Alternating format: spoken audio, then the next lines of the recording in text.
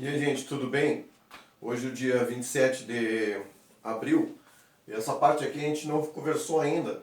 E hoje eu vou dar algumas dicas para vocês como se orientar nessa parte do conteúdo aqui, que ainda é relacionado àquelas duas expressões do que mole e o que macete. Principalmente o que macete. Quantidade de calor é dada, né? Ó, a gente já viu, quantidade de calor é dada com a massa, calor específico e a variação da temperatura, tá bem? E aí, eu mandei para vocês o calorímetro, mandei uma figura do calorímetro para vocês, trocas de calor é o que a gente vai falar, a propriedade referente a trocas de calor e o exemplo número 1 da página 2 que já está pronto no material que eu mandei para vocês, mas eu vou explicar agora para vocês, tá bem? Com relação ao calorímetro, gente, o calorímetro nada mais é do que um instrumento que é utilizado como isolante, tá? A figura que eu mandei para vocês é um exemplo muito prático que a gente usa aí, prático que a gente usa não, que está no nosso dia a dia, é a garrafa térmica. Ela tem uma propriedade de isolar o meio externo do ambiente interno ali, que normalmente a gente acondiciona a água e a temperatura daquela água permanece por bastante tempo, tá? Quente no caso, né? Por quê? Porque como ela atua como isolante, ela não permite trocas de calor entre o meio interno e o meio externo. Esse isolamento faz com que a gente tenha efetivamente a quantidade de calor e possa também aferir a temperatura, no caso da água. O calorímetro faz exatamente isso, tá bem? Ele é utilizado em laboratórios para estudar esse fenômeno de troca de calor sem que haja perda, sem que haja um déficit na avaliação quantitativa e na avaliação qualitativa do fenômeno.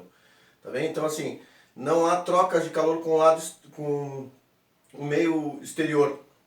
Isso quer dizer que a gente pode avaliar exatamente que as substâncias que estão ali dentro do calorímetro trocam calor, recebem ou cedem de forma mais específica, mais aferida possível, mais exata possível.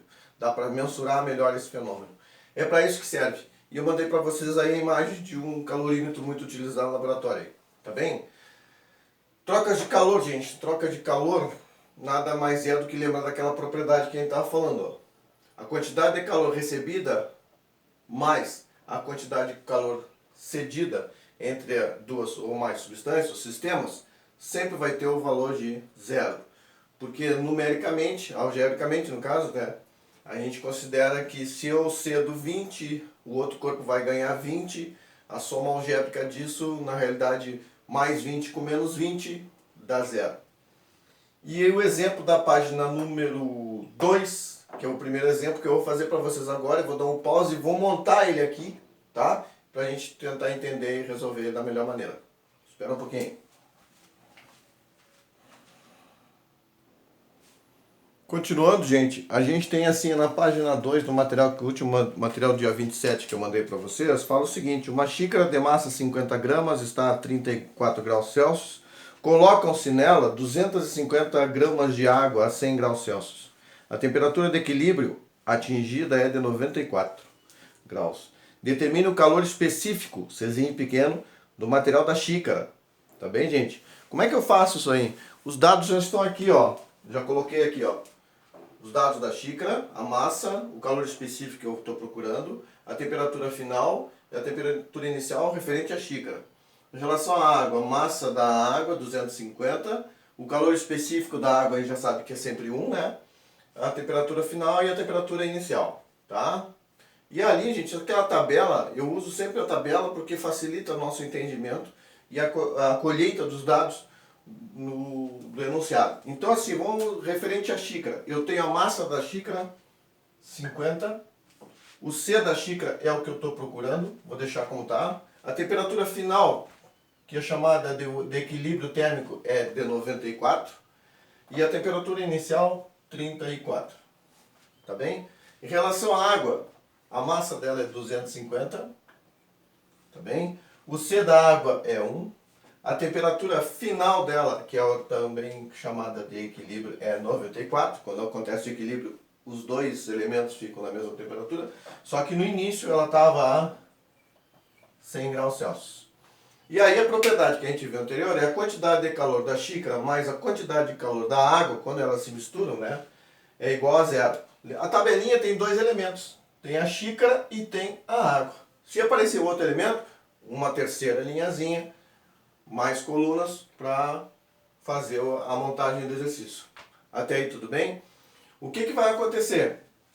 A quantidade de calor, que a gente já sabe que a quantidade de calor é massa vezes C vezes delta θ, da xícara. Então eu vou pegar os dados da xícara aqui, vou colocar aqui, mais os dados da água, vou colocar aqui, ambos iguais a zero. Uma equaçãozinha do primeiro grau, tá bem, gente? Vou montar para vocês uma pausazinha.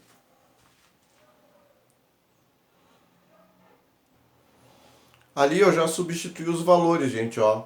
A quantidade de calor da xícara está embaixo, né? A massa da xícara vezes o calor específico da xícara vezes a variação da temperatura da xícara, mais a massa da água, calor específico da água, a variação da temperatura da água. Tudo igual a zero.